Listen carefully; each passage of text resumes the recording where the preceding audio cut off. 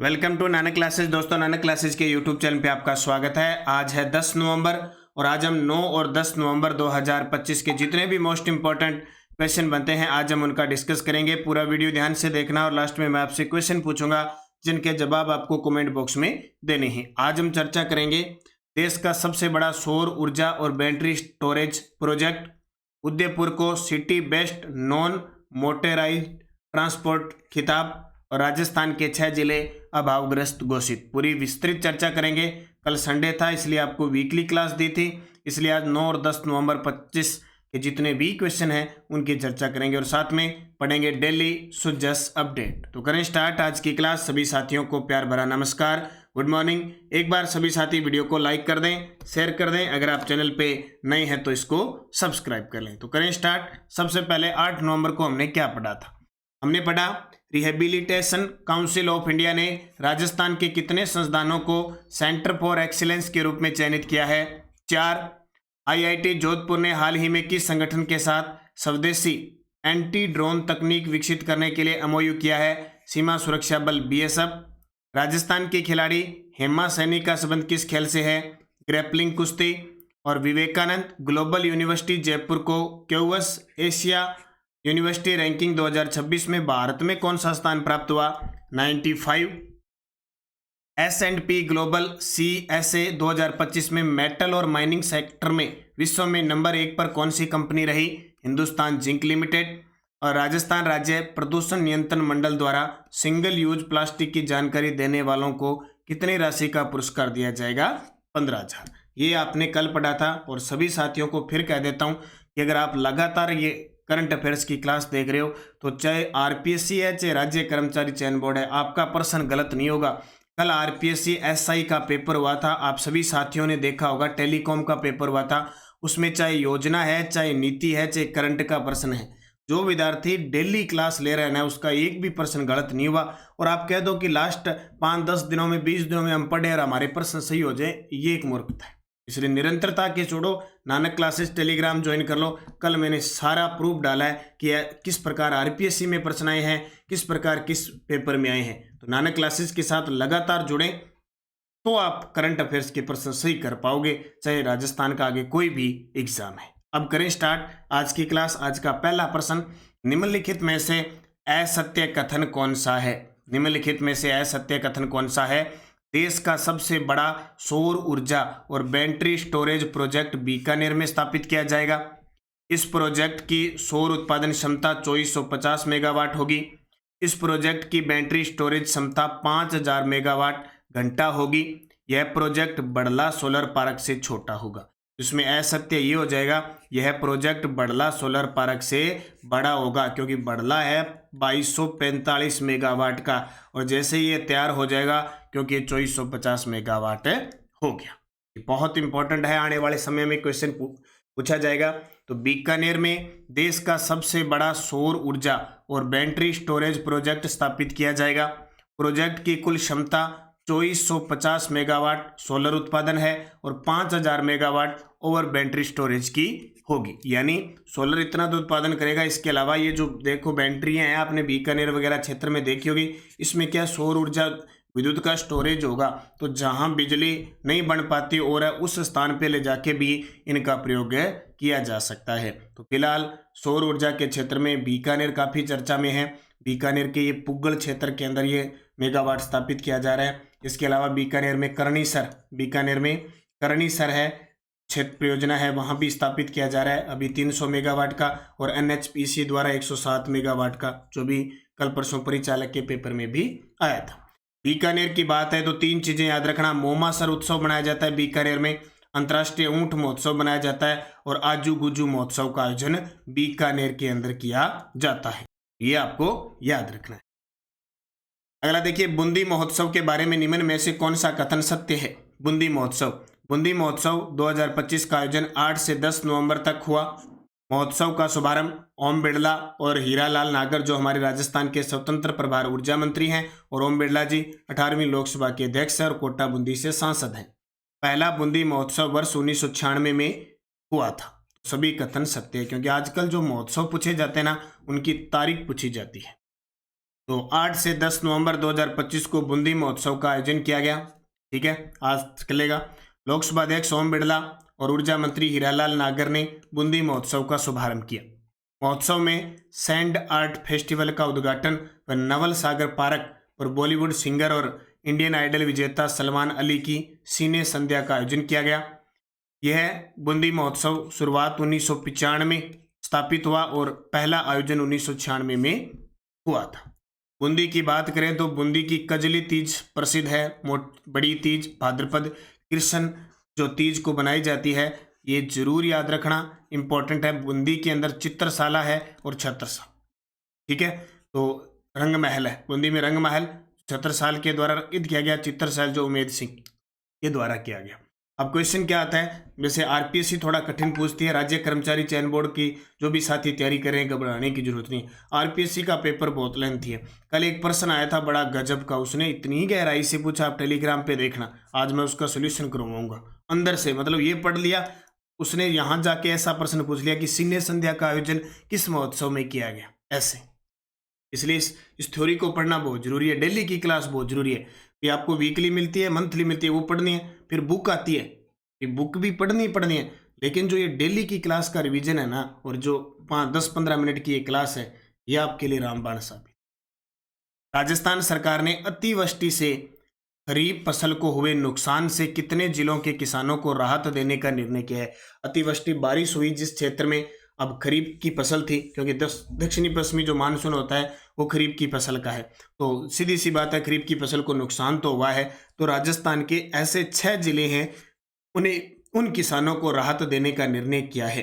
तो खरीफ फसल खराबे से प्रभावित किसानों को मिलेगी राहत। झालावाड़, धौलपुर, बूंदी, भरतपुर, डीग, टोंक जिले के 3777 गांव अभावग्रस्त घोषित। ये एक मिनट, ये तस्वीर पुरानी लगी हुई, सॉरी, ये तस्वीर गलत लगी, ये तस्वीर गलत है, इसको मैं काट देता हूँ भी। ओके, अभी मैंने सोचा इतने जिले कैसे आ गए, ये तस्वीर गलत है, ये गलत लगा दी भी। ठीक है, राजस्थान के मुख्यमंत्री भजनलाल जी शर्मा ने अतिवृष्टि खरीफ फसल याद रखना को नुकसान के संबंध में संवेदनशील निर्णय लिया है। 6 जिलों के किसानों को राहत देने के लिए SDRF state disaster response fund से कृषि अनुदान वितरण की स्वीकृति प्रदान की है।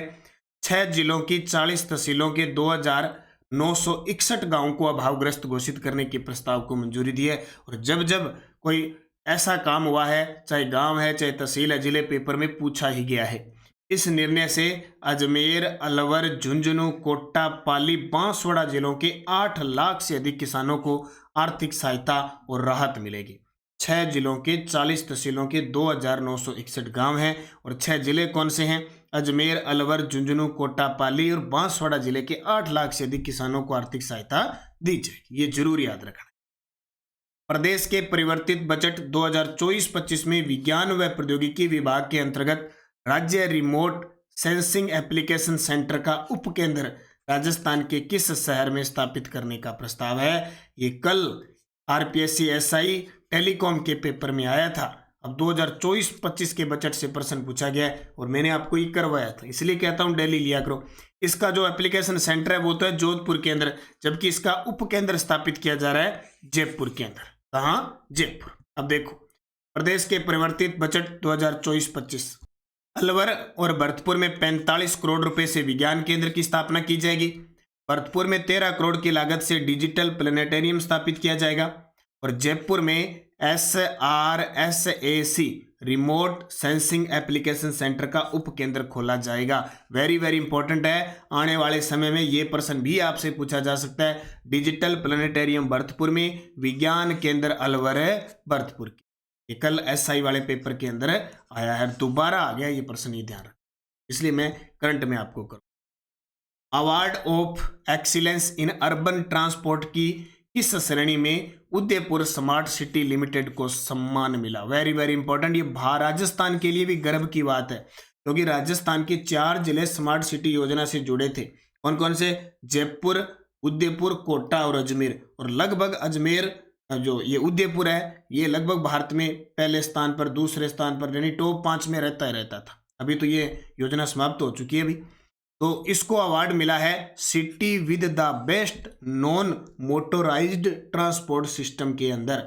ये हमारे नगरीय स्वायत्त शासन मंत्री है जाबर सिंह खरा, और ये देश के ऊर्जा मंत्री हैं कौन, मनोहरलाल जी खट्टर, इनको सम्मानित करते हुए। पूरी डिटेल देखो, उदयपुर के लिए बहुत बड़ी बात है। अर्बन मोबिलिटी इंडिया कॉन्फ्रेंस और एक्सपो 2025 का आयोजन किया गया।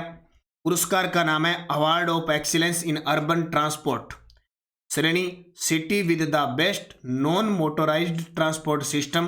पुरस्कार प्राप्तकर्ता उदयपुर स्मार्ट सिटी लिमिटेड। सम्मान प्रदान करने वाले केंद्रीय शहरी विकास मंत्री और ऊर्जा मंत्री मनोहरलाल खट्टर और राज्य मंत्री तोखन शाहू।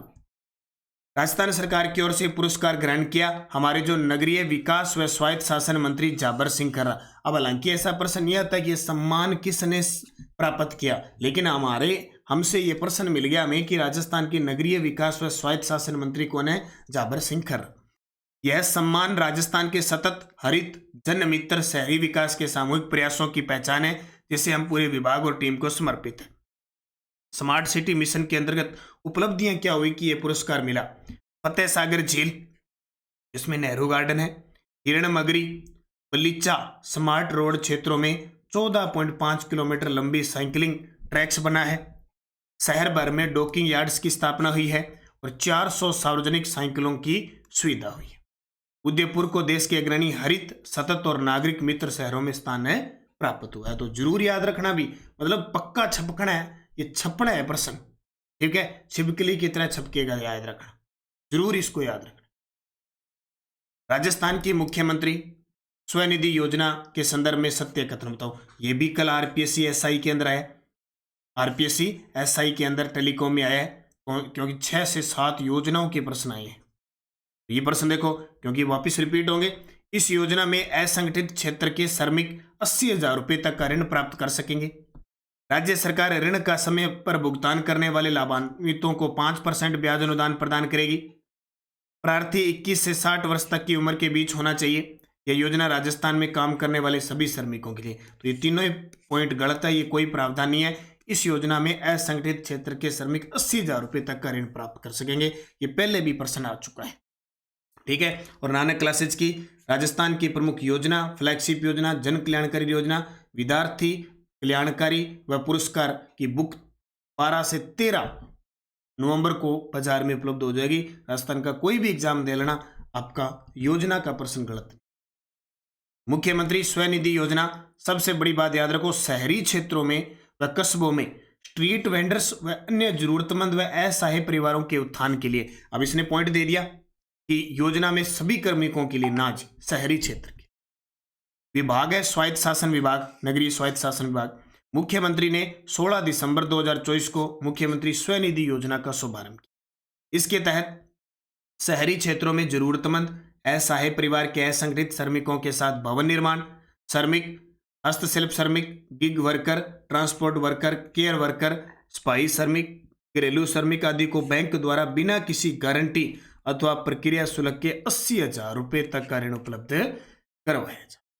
ये आपको याद रखना है। रोज की एक अपने, कभी विद्यार्थी कल्याणकारी योजना है, कभी ये योजना पढ़ रहे हैं, तो अब 3-4 योजना आई है इस पेपर में, तो सारी रोज की एक पढ़ेंगे ताकि आपको भी पता लग जाएगा। और जाहिर सी बात, आरपीएससी दे रहा है तो राज्य कर्मचारी चयन बोर्ड फॉलो कर लेगा।